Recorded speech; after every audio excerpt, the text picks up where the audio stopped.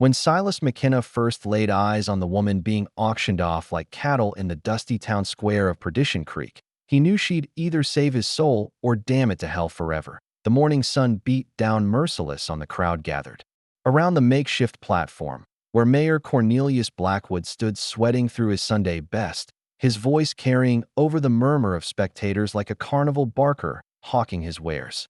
But this wasn't livestock or farm equipment being sold. This was a human being, a woman with fire in her green eyes and defiance carved into every line of her face. "Now, gentlemen," Blackwood called out, mopping his brow with a yellowed handkerchief. "Miss Catherine Donovan comes to us by way of her late father's considerable gambling debts. Finest seamstress this side of the Mississippi, they say, and comely as a spring morning."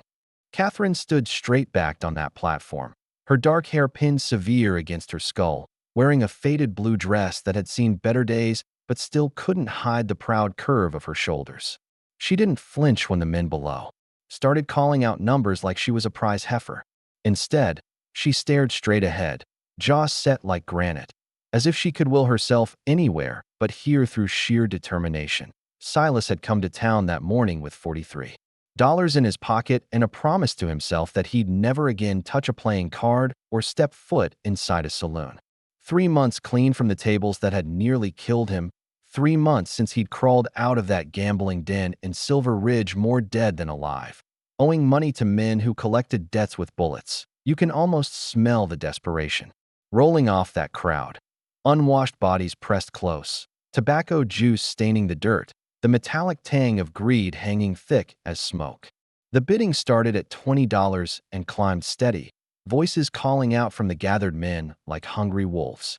25, 30, $35. Silas found himself studying Catherine's face, looking for cracks in that mask of composure. Most folks in her position would be weeping or pleading, but she stood there like a queen addressing her subjects, chin lifted in a way that suggested she'd rather die than beg. Something about that defiance spoke to the broken places in his chest, the parts of himself he'd been trying to rebuild since crawling out of his own personal hell. Going once for 35. Blackwood's voice cracked with the heat. The winning bidder was a man named Jeremiah Colt, a cattle baron with hands like ham hocks and a reputation for breaking things that didn't bend easy. Silas had heard stories, servants who disappeared in the night, business partners who ended up face down in creek beds. The way Colt was looking at Catherine made Silas's skin crawl, like a man sizing up meat for the slaughter. 40. The word tore from Silas's throat before he could stop it. Every head in that crowd turned his way. Silas McKenna hadn't spoken above a whisper in months, hadn't drawn attention to himself since the night he'd lost everything on a pair of kings. But here he was, bidding on a woman's freedom with money he couldn't spare and he couldn't have. Explained why if his life depended on it. Colt's eyes narrowed to slits. 50. The crowd sucked in a collective breath. $50 was more than most men in Perdition Creek saw in half a year. Silas felt his pulse hammering against his collar, felt the familiar itch of a gamble crawling up his spine. This was madness. This was exactly the kind of impulse that had ruined him before, but Catherine's eyes found his across the crowd, and for just a moment, that mask slipped. He saw something there. Not gratitude exactly, but a flicker of hope, fragile as butterfly wings. In that instant, Silas understood that this wasn't about money or marriage or even rescue. This was about two broken souls recognizing something familiar in each other's wreckage. 60, he called out, his voice steady now, carrying clear across the square. The silence that followed was deafening. Colt's face went red as a boiled lobster, and his hand moved toward the gun at his hip in a gesture that wasn't lost on anyone present. Mayor Blackwood cleared his throat nervously, looking between the two men like he was watching a powder keg decide whether to explode. "Well now," Blackwood said, his voice shaking slightly. That's quite a sum, Mr. McKenna." Silas reached into his vest and pulled out every dollar he owned in the world, plus the deed to his small homestead 20 miles north. His hands didn't shake as he held them up for all to see. Cash money and property deed should cover it. 75, Colt snarled, but his voice had lost its confidence. Everyone knew the cattle baron was land-rich but cash-poor, having overextended himself buying up valley ranches. Prove it, Silas said quietly. The challenge hung in the air like gun smoke. Colt's hand tightened on his pistol grip, but Mayor Blackwood stepped between them, sweat pouring down his face. Gentlemen, please, Blackwood stammered. This is a legal proceeding, not a gunfight. But everyone in that crowd knew the truth. In Perdition Creek, most legal proceedings ended in gunfire eventually. The town had been built on violence and gambling, and its people understood that some bargains could only be settled with blood. Catherine watched it all unfold with those piercing green eyes, and Silas wondered if she understood what she'd become. The center of, not just a transaction, but a test of wills that would determine who controlled this dusty corner of hell. The hoofbeats belonged to Sheriff Dutch Morgan and his deputy, riding hard from the direction of Silver Ridge with dust clouds billowing behind them like the devil's own breath. Silas felt his blood turn to ice water. He knew exactly why they'd come calling, and it had nothing to do with the auction unfolding in Perdition Creek's town square. Well now, Mr. McKenna, Sheriff Morgan called out as he reined in his lathered horse, his badge catching the harsh sunlight. Fancy finding you here, spending money like a man without debts. The crowd around the platform began to murmur and shift, sensing fresh drama in the air. Catherine's eyes darted between Silas and the lawman, her sharp mind clearly working to piece together this new development. Mayor Blackwood looked like he wanted to crawl under the nearest rock and hide until Judgment Day. Silas kept his voice level, though his heart was hammering against his ribs. Sheriff, didn't expect to see you in these parts. Funny thing about expectations, Morgan drawled, dismounting with the practiced ease of a man who'd spent 30 years in the saddle. The Castellano brothers expected to see their money 3 months ago. Imagine their surprise when you up and disappeared like smoke in a windstorm. The name hit the crowd like a thunderclap. Everyone within 500 miles knew about the Castellano brothers, Antonio and Vincent, who ran the biggest gambling operation between here and San Francisco. They were civilized men, they claimed, but civilization had a way of turning brutal when it came to collecting what was owed. Now hold on just a minute, Jeremiah Colt interjected, puffing out his chest like a bantam rooster. We got ourselves a legal auction here, and I got business to conclude. Sheriff Morgan's laugh was dry as desert sand. Well, Mr. Colt, seems like Mr. McKenna's business takes precedence. Hard to buy a bride when you're wearing iron bracelets. But Catherine Donovan had heard enough. She stepped forward on that platform, her voice cutting through the tension like a blade through silk. Begging your pardon, gentlemen, but isn't a woman allowed to speak at her own auction? Every man in that square turned to stare at her. In 1887, women were expected to be seen and not heard, especially women in her particular circumstances. But Catherine had been raised by a gambling man who'd taught her that sometimes the only way to win was to change the rules of the game entirely. Now see here, Missy, Mayor Blackwood started, but Catherine held up one slender hand. The bidding stands at $60 from Mr. McKenna, she said, her voice carrying clear across the square. But I propose a different arrangement entirely. The crowd leaned in, hungry for whatever came next. Even Sheriff Morgan seemed curious to see where this was heading. To Catherine's green eyes fixed on Silas, and something passed between them, an understanding born of shared desperation. I propose a marriage of mutual benefit. Mr. McKenna gets a wife who can help him start fresh, and I get a husband who won't treat me like property. That's all well and good, Morgan said, spitting tobacco juice into the dust, but it don't solve the problem of the money he owes. Doesn't it? Catherine's smile was sharp as broken glass. You see, Sheriff, my late father didn't just leave debts when he passed. He left something else, information about certain business dealings that might interest the territorial authorities. The silence that followed was different from before. This wasn't the pregnant pause of a crowd holding its breath. This was the deadly quiet that comes before a rattlesnake strikes. Jeremiah Colt's face had gone white as fresh fallen snow. What kind of information? Catherine's smile widened. The kind that explains how certain cattle operations have been so profitable despite the drought. The kind that might interest federal marshals looking into missing cattle from Indian territories. Now, you could hear a pin drop in that square. Cattle rustling was a hanging offense, and everyone knew Colt's herds had grown mighty fast for a man starting with nothing but a small spread and big ambitions. You're bluffing, Colt snarled, but his voice lacked conviction. Am I? Catherine reached into her dress and pulled out a small leather journal, holding it up for all to see.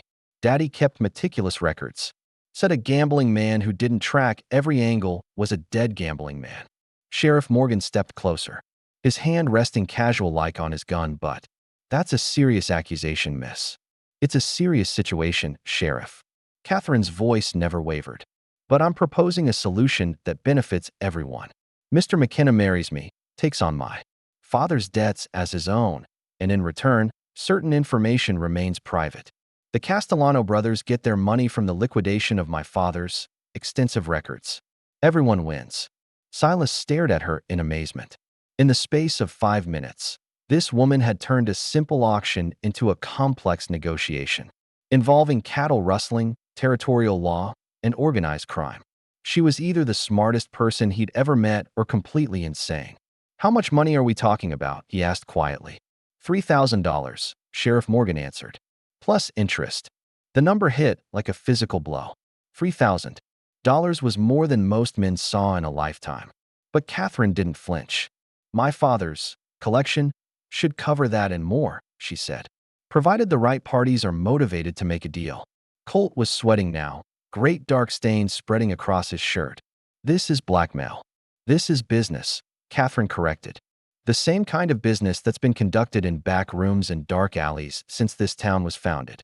The only difference is, I'm conducting it in broad daylight. Mayor Blackwood looked like he was about to faint. Miss Donovan, surely you can't mean to. I mean to survive, she cut him off, her voice hard as iron. And I mean to do it on my own terms, not as some man's property to be bought and sold like livestock. Silas found himself admiring her strategy, even as his mind reeled from the implications. She wasn't just playing poker with her life. She was playing it with everyone's lives, using information as currency and desperation as leverage. What makes you think I'll agree to any of this? He asked. Catherine's eyes met his, and for a moment, the mask slipped again.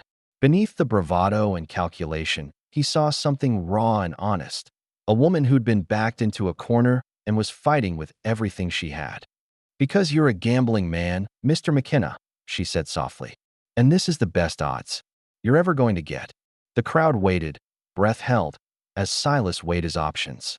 He could walk away, let Sheriff Morgan arrest him, and face whatever the Castellano brothers had planned. He could try to run again, spend the rest of his life looking over his shoulder. Or he could take the biggest gamble of his life, marry a woman he'd known for all of 20 minutes and trust her to save them both that eye in the distance. More thunder rumbled across the prairie. This time, it definitely wasn't hoofbeats. I'll take the bet, Silas said, his voice cutting through the sound of rain pattering on dusty ground. But I want to see those records first. Catherine's smile was triumphant and terrifying in equal measure. She reached into her bodice and withdrew a small brass key, holding it up like a talisman. They're in the bank vault. Mr. Whitmore has been holding them since Daddy passed, waiting for instructions. The crowd began to disperse as the rain picked up, folks scurrying for cover under awnings and into shops. But the main players remained in the square like gunslingers waiting for high noon. Silas, Catherine, Sheriff Morgan, and Jeremiah Colt, who looked like a man watching his empire crumble with each falling raindrop. Now hold on just a goddamn minute, Colt snarled, his composure finally cracking. You can't just what? Catherine's voice was sweet as honey and twice as dangerous. Can't just tell the truth about where your cattle really came from? Can't just mention how many had disappeared from the Crow Reservation right before your big drive to market? Sheriff Morgan's hand moved to his gun, but not toward Colt, toward the shadows between the general store and the barber shop, where movement had caught his eye. We got company, he said quietly. 3 men stepped out of the alley, and Silas felt his stomach drop to his boots. He recognized them immediately. Vincent Castellano himself, flanked by 2 of his enforcers, men who settled debts with fists and bullets in equal measure. Vincent was a small man, neat as a preacher in his black suit, but his eyes held the cold calculation of a snake measuring striking distance. Mr. McKenna, Vincent said pleasantly, his voice carrying a slight Italian accent. Such a pleasure to finally catch up with you. The rain was coming down harder now, turning the dust to mud and giving the whole scene a hellish quality. Lightning flickered in the distance, followed by the slow roll of thunder that seemed to shake the ground beneath their feet. Vincent. Silas nodded, trying to keep his voice steady. Didn't expect to see you out here in the middle of nowhere. Ah, but you see, my friend, nowhere is exactly where men like you tend to disappear. Vincent's smile was all teeth and no warmth. 3 months we've been looking for you.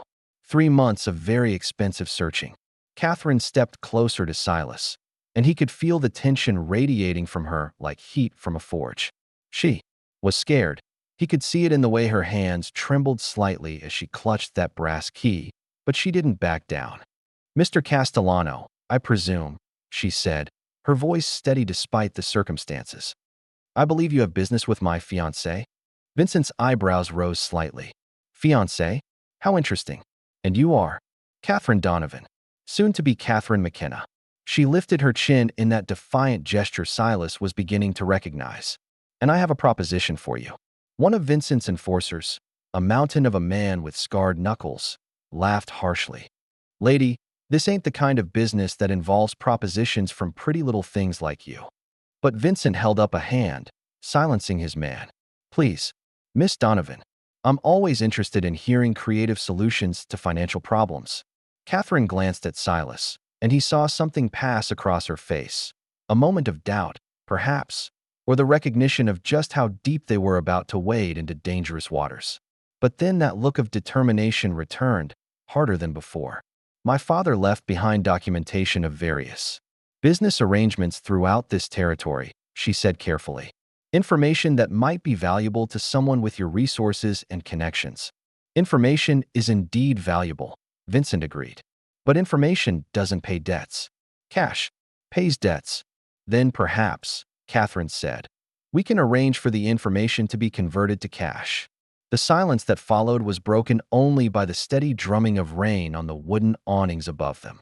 Even Jeremiah Colt had gone quiet, probably realizing that his cattle rustling problems were about to become secondary to whatever deal was being negotiated in front of him. Vincent studied Catherine with the focused attention of a jeweler examining a particularly interesting stone. You intrigue me, Miss Donovan. What exactly are you proposing? A partnership, she said simply. Your organization has the reach to monetize information that would be worthless in the hands of ordinary people. My father documented not just cattle rustling, but land fraud, tax evasion, illegal gambling operations, and political corruption from here to San Francisco. Sheriff Morgan shifted uncomfortably. Even lawmen weren't immune to the kinds of arrangements Catherine was describing, and everyone knew it. In exchange for what? Vincent asked. Forgiveness of Mr. McKenna's debt and a percentage of whatever profits you realize from the information. Catherine's green eyes glittered in the dim light. Think of it as a wedding gift. Silas stared at her in amazement. Not only was she proposing to blackmail half the territory, she was offering to do it in partnership with one of the most dangerous criminal organizations west of the Mississippi. It was either brilliant or completely insane. Vincent appeared to be thinking the same thing. You have steel in your spine, Miss Donovan. I respect that. But how do I know this information is as valuable as you claim? Catherine smiled, and for the first time since this whole ordeal began, it reached her eyes. Because, Mr. Castellano, my father didn't just document other people's crimes. He documented yours as well. The temperature in that muddy square seemed to drop 10 degrees. Vincent's pleasant expression didn't change, but his two enforcers tensed like coiled springs. This was the moment when negotiations could turn deadly, when words gave way to violence. Careful, Miss Donovan, Vincent said. Softly. That sounds very much like a threat. Not a threat, Catherine replied. Insurance. The records are safely locked away, with instructions for their distribution should anything unfortunate happen to me or my husband. But they're also a guarantee of good faith. I have as much to lose as you do if this partnership goes wrong. You could hear the rain drumming on every surface now, turning the street into a muddy river that reflected the gray sky above. Lightning split the air again, closer this time, and in the brief moment of illumination, everyone's faces looked like death masks carved from shadow and bone. Silas found his voice. Vincent, you know me. I'm good for my word, always have been. This woman, she's offering you something worth 10 times what I owe, maybe 100 times. Indeed, Vincent mused, still studying Catherine with those cold, calculating eyes. But partnerships require trust, Mr. McKenna. And trust is a commodity I find in very short supply these days. Catherine stepped forward, close enough that Vincent could have reached out and touched her. Then let me give you a sample, she said quietly. Free of charge, as a gesture of good faith. She leaned in and whispered something in Vincent's ear. Just a few words, but they hit him like a physical blow. His face went pale, and for the first time since Silas had known him, Vincent Castellano looked genuinely surprised. Where did you learn that? Vincent asked, his voice barely audible over the rain. Daddy kept very detailed records, Catherine said simply, about everyone. The implications hung in the air like smoke from a funeral pyre.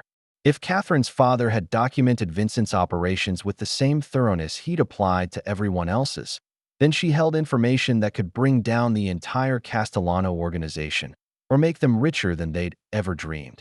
Vincent was quiet for a long moment, rain dripping from the brim of his hat as he weighed his options. Finally, he nodded slowly. Very well, Miss Donovan. You have my attention.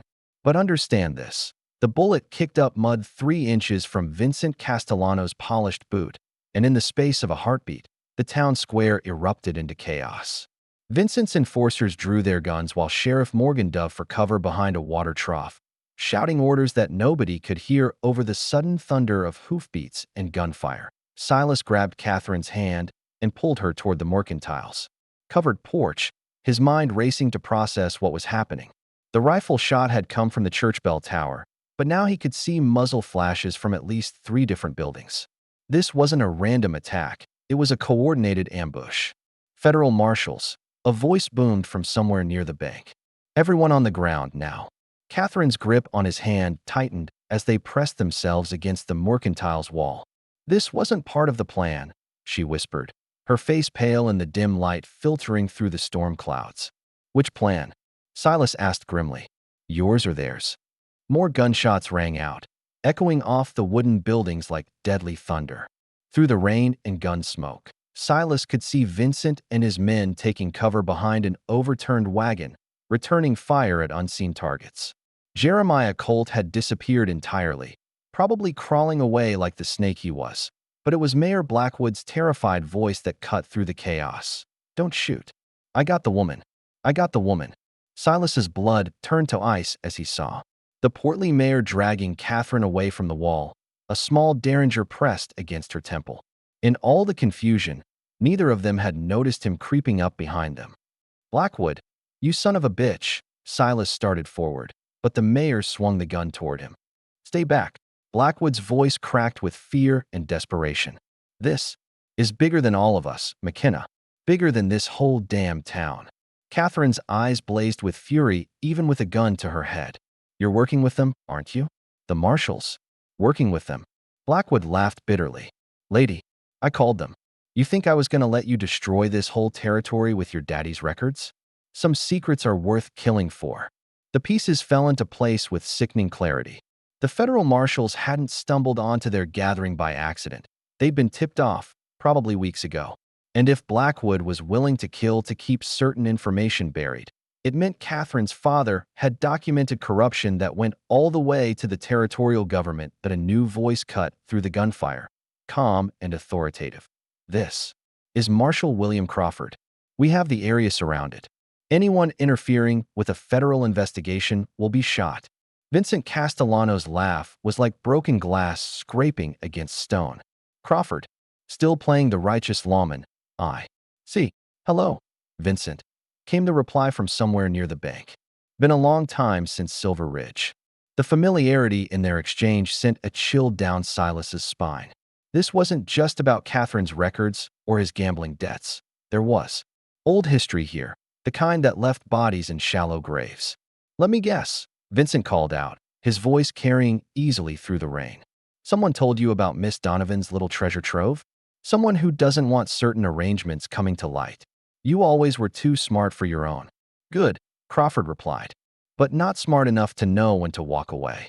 Catherine struggled against Blackwood's grip, and Silas could see her mind working even in the midst of mortal danger. The bank, she said quietly. The records aren't just about local corruption. They're about federal marshals taking bribes, aren't they? Blackwood's face went white. Shut up. Just shut up. But Catherine pressed on, her voice carrying despite. The gunfire. That's why Crawford's here. He's not trying to arrest anyone. He's trying to cover up his own crimes. The shooting stopped abruptly, leaving only the sound of rain drumming on wood and metal.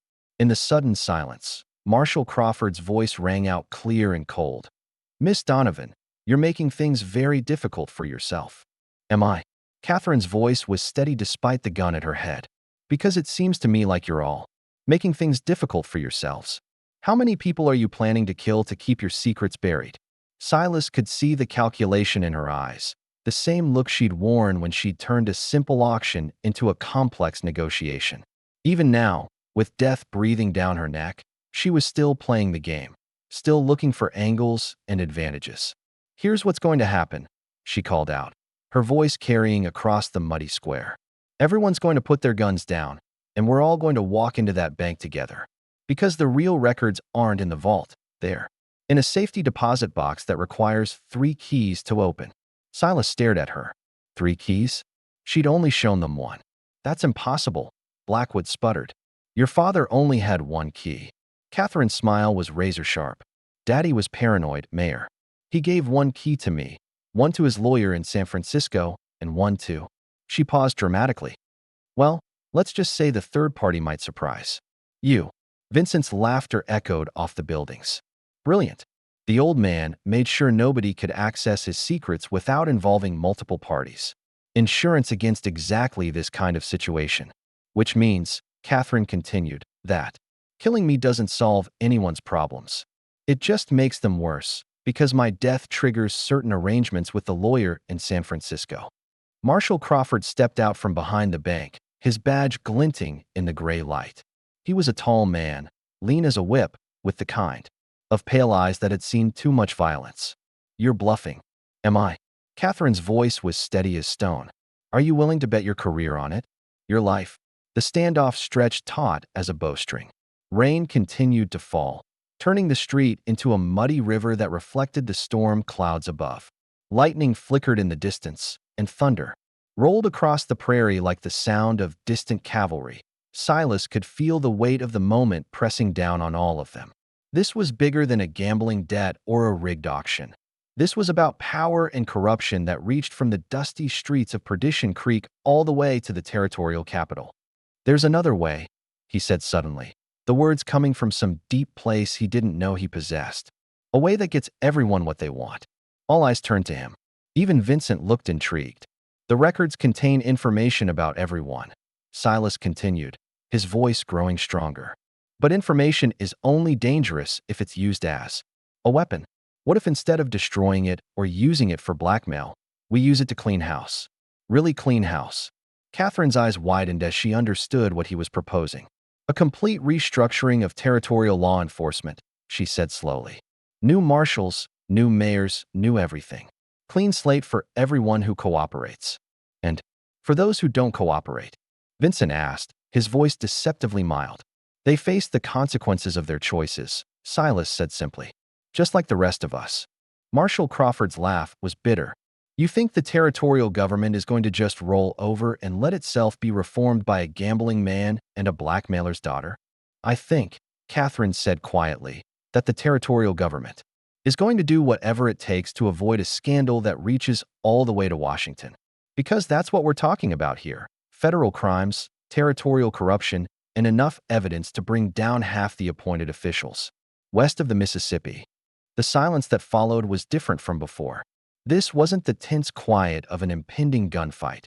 This was the heavy silence of people realizing that the game had changed completely, that all their careful plans and violent intentions had been rendered meaningless by a simple shift in perspective. You could almost hear the gears turning in everyone's heads, calculating new odds and weighing new possibilities.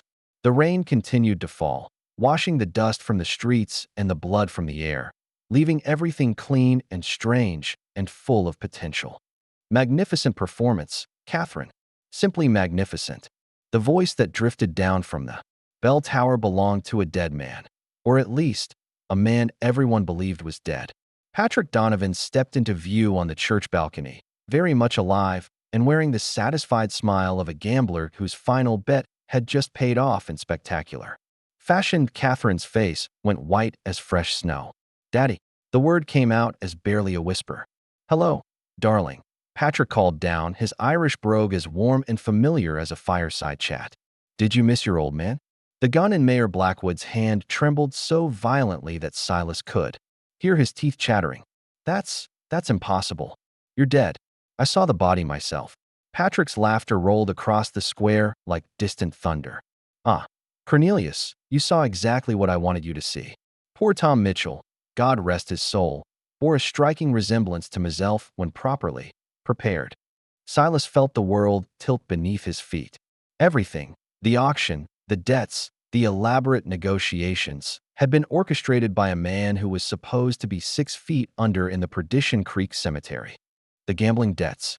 Catherine asked, her voice hollow. "Real enough, darling. But they were never meant to be paid. They were meant to draw out every corrupt soul in this godforsaken territory." Patrick descended the church steps slowly, his hands visible and empty. 3 years I spent documenting their crimes, building my case, waiting for the perfect moment to spring the trap. Vincent Castellano's face had gone deadly pale. "You son of a bitch. You've been playing us all along." "Playing you?" Patrick's eyebrows rose in mock surprise. "Vincent, my boy, this isn't play. This is the biggest con game ever run west of the Mississippi. And every single one of you walked right into it." Marshall Crawford stepped forward, his gun still drawn but his confidence clearly shaken. "You're still just one man, Donovan. One man with a lot of enemies." "One man, perhaps," Patrick agreed pleasantly. "But not alone." As if summoned by his words, figures began emerging from buildings around the square. Real federal marshals, Silas realized, not the corrupt ones Crawford commanded. They moved with military precision, surrounding the square and cutting off every escape route. "Allow me to introduce Marshal Sarah Kingston," Patrick said as a stern-faced woman in a marshal's badge approached the group. "She's been investigating territorial corruption for the past 18 months, using my documentation as evidence." Catherine stared at her father with a mixture of love, fury, and amazement. "You let me think you were dead. You let me be sold like cattle. I let you prove what I always knew," Patrick said gently. "That you're 10 times smarter and 100 times tougher than any man in this square, including myself." The pieces of the elaborate puzzle finally clicked into place for Silas. "The 3 keys," he said slowly. "You never needed 3 keys to open anything. That was just another layer of the con." Patrick's smile was proud as a peacock's plumage. "The boy's sharp, Catherine. I approve of your choice." "My choice?" Catherine's voice cracked with emotion. "I didn't choose anything. I was being auctioned off to pay your debts." "Were you?" Patrick's eyes twinkled with mischief. "Or were you choosing which man in this square had enough character to risk everything for a stranger's freedom? Which one would gamble his last dollar not for profit, but for principle?" Silas felt heat rise in his cheeks as understanding dawned. The entire auction had been a test, not of who could bid the highest, but of who would step forward when it mattered most. Mayor Blackwood's voice was a strangled whisper. "The records, do they really exist?" "Oh, they exist," Marshal Kingston confirmed grimly. "Every bribe, every illegal deal, every murdered witness. Mr. Donovan has provided us with enough evidence to clean house from here to the territorial capital." Vincent Castellano's laugh was bitter as old coffee. "So what happens now? You arrest us all and pat yourselves on the back for a job well done." Patrick shook his head. "Vincent, my boy, you're thinking too small. This isn't about arrests. This is about transformation. This territory has been corrupt so long that folks have forgotten what honest government looks like." "What my father is proposing," Catherine said, her voice growing stronger as she began to understand the full scope of the plan, "is a complete restructuring. New leadership, new laws, new opportunities for everyone willing to play by honest rules. And for those who aren't willing?" Marshall Crawford asked, though his voice suggested he already knew the answer. "Well," Patrick said cheerfully, "there's always California. I hear it's lovely this time of year, and far enough away that a man could start fresh if he were so inclined." The rain had finally stopped, and weak sunlight was beginning to filter through the breaking clouds. Steam rose from the muddy streets like ghosts fleeing the scene of their earthly crimes. Jeremiah Colt chose that moment to make his reappearance, crawling out from behind the barber shop where he'd been hiding. "Now see here," he blustered. "I got rights. I got property. You've got stolen cattle and falsified land claims," Marshall Kingston said flatly. "But you also have a choice. Cooperate with our investigation, make restitution where possible, and maybe you'll keep your freedom. Continue to resist, and you'll find yourself in a federal prison explaining your business practices to a judge." One by one, the corrupt officials and criminals who had gathered in Perdition Creek that day began to understand that their old world was ending. Some, like Mayor Blackwood, simply stood in stunned silence. Others, like Vincent Castellano, began calculating new angles and fresh possibilities. "There's something else," Catherine said suddenly, her voice cutting through the murmur of surrender and negotiation. She looked directly at Silas, her green eyes bright with unshed tears. "The proposal I made earlier about marriage. That wasn't part of Daddy's plan. That was all mine." Silas felt his heart skip like a stone across still water. "Catherine and I know we barely know each other," she continued, her cheeks flushing pink. "But in the space of one morning, you've shown more courage and character than most men show in a lifetime. You risked everything for a stranger, and you chose reform over revenge when it mattered most." The square had gone quiet again, but this time it was the gentle quiet of a storm passing, of new possibilities taking root in freshly washed ground. "Well," Catherine asked, extending her hand to him, "are you willing to take one more gamble?"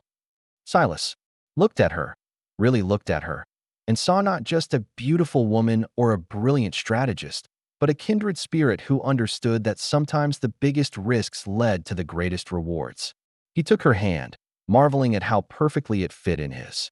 "I've been gambling my whole life," he said quietly, "but this is the first bet I've ever made where I knew I couldn't lose." Patrick Donovan's voice boomed across the square one final time. "Ladies and gentlemen, I believe we have ourselves a wedding to plan. And after that, we have a territory to rebuild."